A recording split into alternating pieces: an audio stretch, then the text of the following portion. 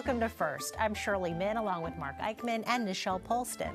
The artwork brought here by the Financial Guard wraps up its display this month. An update on how the show is viewed and why Wilmington was chosen as its showcase. 10 years ago, Slam Dunk to the Beach shot its last bucket. Now the high school basketball tournament returns as part of a youth sports focus for Delaware. And we're just a month away from the return of Downton Abbey. It's the right time to visit Winterthur again as their tribute to the PBS show winds down. First, your public media news magazine starts now.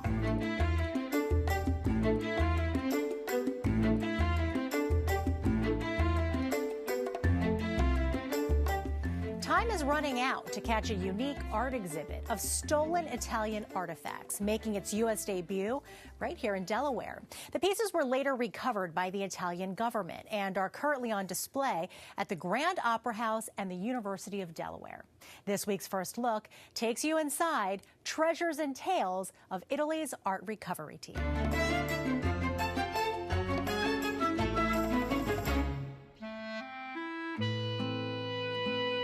These statues, mosaics, and ceramics are not from a museum or a private collection. All the pieces that you see behind me and also in Wilmington is stolen art, is Italian stolen art. Stolen artifacts, recovered from art traffickers around the world by Italy's art recovery team, a special unit of the Italian government's Guardia di Finanza, or Financial Guard. We're talking about all Italian artifacts. And we're talking about the Greek, Roman, and Etruscan art. 120 of these art masterpieces will be showcased right here in Delaware. It's a big deal. It's a very big deal. It is just a wonderful, wonderful opportunity for the state of Delaware. Preparations are underway for a smaller exhibition at the University of Delaware's Old College Gallery. Director of Museums Janice Tomlinson says it's a first for the university. We have many students who are studying the classical world, and we have students in art history. So all of those classes will be coming, and rather than look at slides of objects, all of the students will be able to see and work with these objects firsthand, which is just fantastic. The UD display will complement a concurrent exhibition at the Grand Opera House in Wilmington.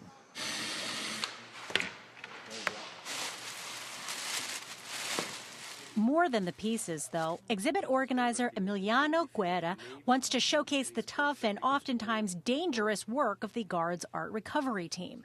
Stolen by a tomb raider, he says this valuable Etruscan vase was recovered and later used in a sting operation. Guns were drawn, but in the end, the Guard busted a big-time art buyer who was trying to get the piece out of the country. Stories like this will be a big part of the show. Stories retired FBI agent Robert Whitman is all too familiar with. He founded the FBI's own art crime team in 2005. I was responsible for recovering about $300 million worth of stolen art and cultural property. The New York Times bestselling author says he's tracked down everything from a Civil War battle flag to a $35 million Rembrandt stolen from a museum in Sweden over the course of his 20-year career. Whitman says the job often pitted him against dangerous criminals who made several attempts on his life. These individuals were doing things like armed robbery, murder, drug dealing, car and boat theft. I mean, there are all kinds of crimes. It just so happened they did an art heist, too. The Guard's art recovery team is credited with retrieving almost 1 million stolen Italian artifacts all over the world in the last 100 years, with 1 million action-packed stories to go along with them. To recreate those stories and to tell those histories, I think, is really fascinating. But why did the Financial Guard choose Wilmington and Newark when you would expect to see a show of this caliber in New York City or Philadelphia? I do this job in Italy for 10 years with the Guardia di Finanza, and we do the same things. We don't go to Florence, Rome, or Venice, because if you go in Rome, this kind of pieces you can find inside some museum. We try to put in a city they don't have this kind of pieces, so it's more attractive.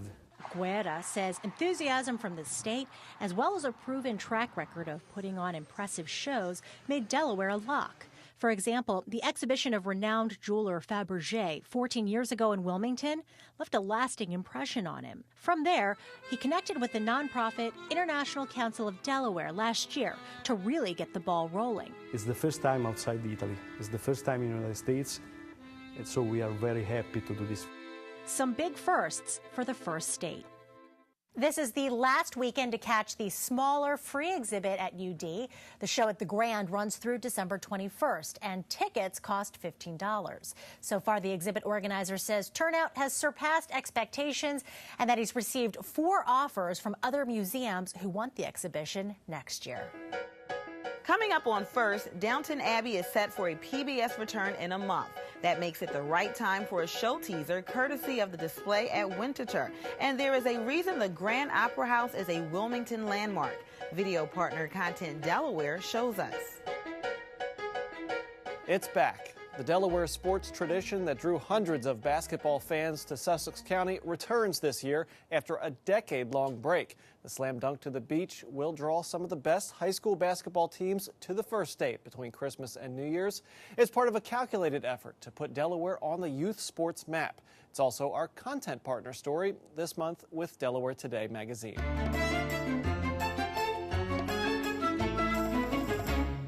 When it comes to professional basketball, most of us have seen the talents of LeBron James, Carmelo Anthony, and Dwight Howard. But only a few had the opportunity to see those players in high school. But as high schoolers, LeBron, Carmelo, and dozens of other NBA All-Stars shared a common Delaware experience. They all took part in the Slam Dunk to the Beach tournament in the first state. You hear the name LeBron and Carmelo Anthony and Dwight Howard. You know, our vision and what we wanted to do was, you know, recreate that. It's been 10 years since the last Slam Dunk to the Beach was held, and now Delaware Sports Commission Chairman Matthew Robinson wants to restore the event to its former glory. Well, our hopes are the players that will be playing this year and future years are going to be the next superstars playing top-level college basketball and so forth. You know, just for example, this year, you have Isaiah Briscoe, you know, from Roselle Catholic, who just signed with Kentucky and is ranked the #1 point guard in the country. The tournament's reputation was tarnished after its abrupt cancellation in 2004 amid financial allegations against original organizer Bobby Jacobs. Jacobs was eventually sentenced to prison and ordered to pay $400,000 in restitution for taking money from the tournament fund. We've talked a lot about it's time to move forward and let's start making our own history. We're looking forward to doing that with the first year of the event. We're well aware of what occurred last time, and I think we've put the appropriate measures in place that that's not going to happen. And with Governor Markell and other state leaders joining Robinson for the tournament's kickoff announcement, he knows there will be plenty of eyes watching to make sure this year's event is a success both on and off the court. While the Sports Commission's work ranges from Senior League softball in Sussex to NCAA tournament games in Newark, Robinson sees Slam Dunk to the Beach as the Commission's crown jewel. We just want the fans, the players, and like you said, the local business all have a great experience. And then, like you said, it's a no-brainer to be doing for future years. The reborn Slam Dunk to the Beach gets underway at Cape Henlopen High School on December 27th. Tickets are available at slamdunktothebeach.com. You can read more about the return of the tournament in the pages of this month's Delaware Today magazine. Bob Urich writes about the unfortunate circumstances that resulted in the abrupt end of the tournament in 2004, really an ugly end of things. And Bob joins us now. And Bob, even though it's been 10 years, it seems like there's still a lot of momentum and a lot of national recognition of what this tournament meant. Yeah, it really developed a national reputation, even though it ended in a little bit of an ugly manner. But it brought some of the top talent in the country, including LeBron James, to Cape Henlopen High School and pumped a lot of money into the Sussex County economy. So it was a great deal all around, both for sports and for the economy. And obviously, organizers hope that that continues. And you can read more about the Slam Dunk to the tournament in Delaware Today. It's on newsstands now, or you can go to delawaretoday.com. And while we have Bob here, we wanted to bring up the War on Words. This is something that you've been very passionate about, this book that you've put together. Explain us the title, War on Words. Well, I feel that there is a war on words throughout the media and the entire population, really. We're misusing words all the time. Bad grammar, bad punctuation, bad syntax is rampant. And it has much to do with social media, which hardly any of it is edited. So people are reading, especially the younger people, are reading stuff that's not edited at all. So as a result, we have mistakes like apostrophes used to make plurals. We have misuse of words like alumni. Like if you were to say LeBron James is an alumni of the slam dunk tournament. Well, he's not. He's an alumnus. Alumni is plural. And I have a column every month in Out and About magazine, and I started this in 2007. And I immediately got great response from readers, and it was surprising even to me how much people are interested in good grammar and proper language. So if you had to give us kind of the most misused word of the year for 2014, what would that be?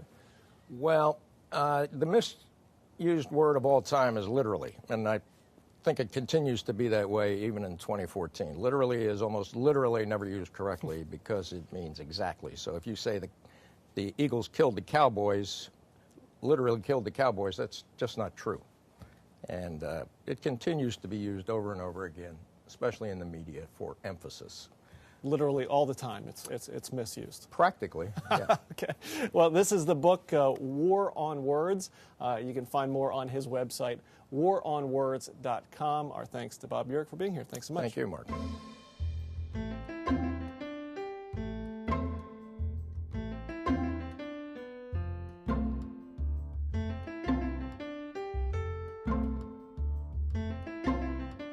Earlier in the program, we reported on the art show at the Grand Opera House. There's a reason why it was chosen to house that exhibit. It has to do with the name and the title, Grand. Our video partner, Content Delaware, gets the grand perspective from Executive Director Steve Bailey.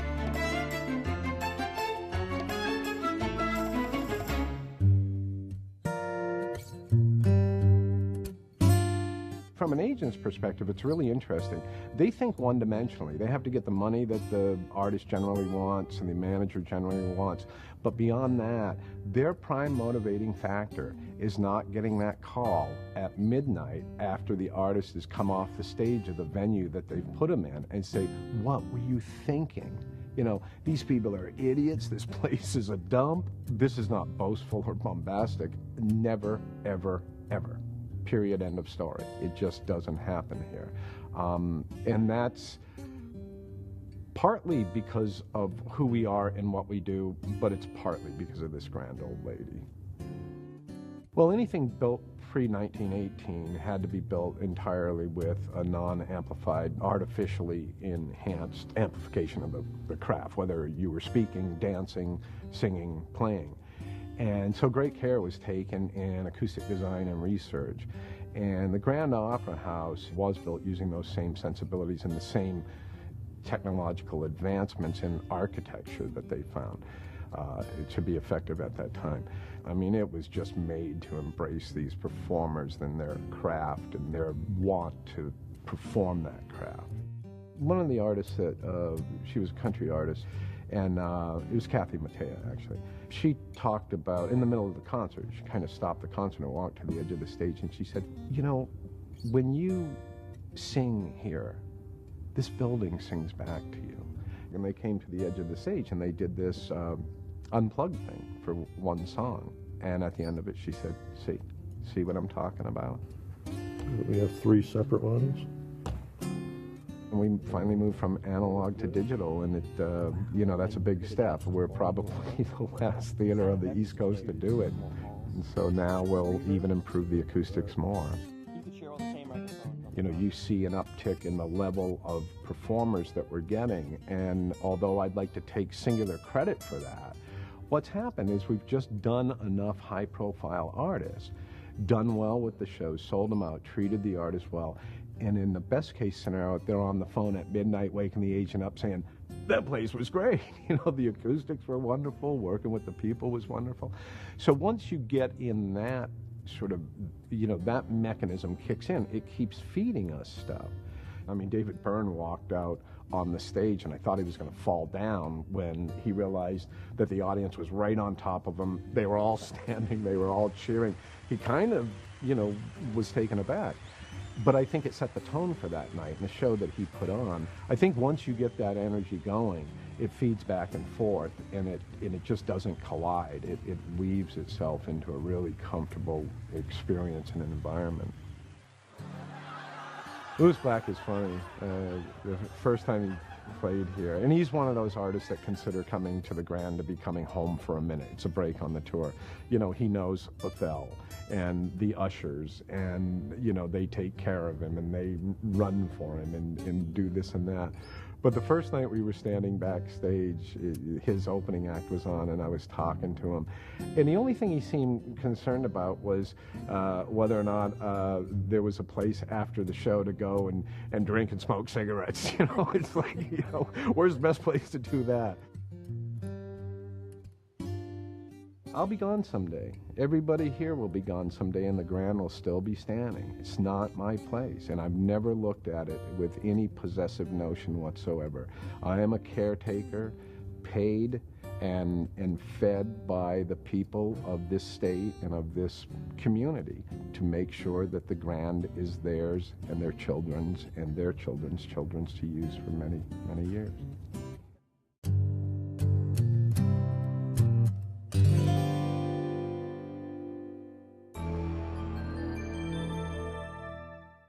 When we first did our Delaware music special a few years ago, it was a real treat for us to walk across the stage at the Grand. We were looking at the Grand's website, and there are performances booked through June 2015 already. If you want to see more videos like the one on the Grand, go to contentdelaware.org.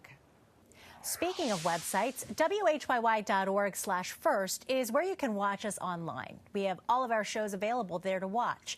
And if you sign up for our e-newsletter, then you can get a sneak peek at what we have planned on the show and what WHYY is doing in Delaware. If clothes make the man or woman, then the people living in the world of Downton Abbey have it made. As viewers eagerly anticipate the start of the new season of the smash PBS show next year, the Winterthur Museum has given us an up-close view of the wardrobes worn by the cast. First Experience shares the exhibit.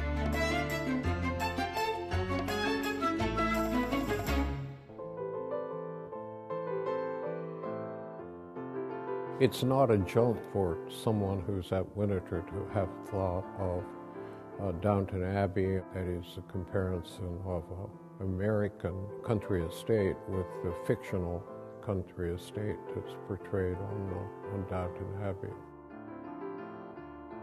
We sent 2 emissaries to England to pick out the clothes. And then we had 3 senior people who were the curators, and they worked with the designers. And voila, here's the show. What we have here are the costumes of Downton Abbey.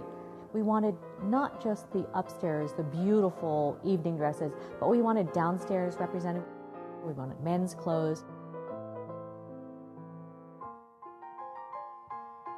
We've got 40 costumes. They're arranged throughout the day, starting with the morning.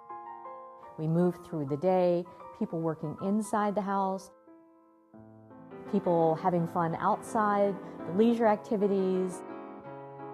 We go into tea, we go into dinner, and we finish up with the fantastic evening clothes of some of the older ladies on the show. Fiction condenses, it dramatizes, it makes things a lot more accessible. That's what Downton Abbey is doing with history. What does it mean to be working in a big house like that? How do people dress? What is the proper way to have dinner or tea? And we try to answer some of those questions here in the exhibition. This is giving us an opportunity to talk about the real people who lived here, who worked here. We can finally compare and contrast with the Downton history that people are already familiar with. We did a lot of research on what people are interested with Downton, and they're interested in a lot of the historic details. What does a lady's maid do? What does the butler do? We pose those questions and we hope we answer it. We know that we're going to get a lot of first-time visitors to Winterthur. We hope that they will better understand Winterthur and that they'll come back and that they'll become members and supporters of this great place.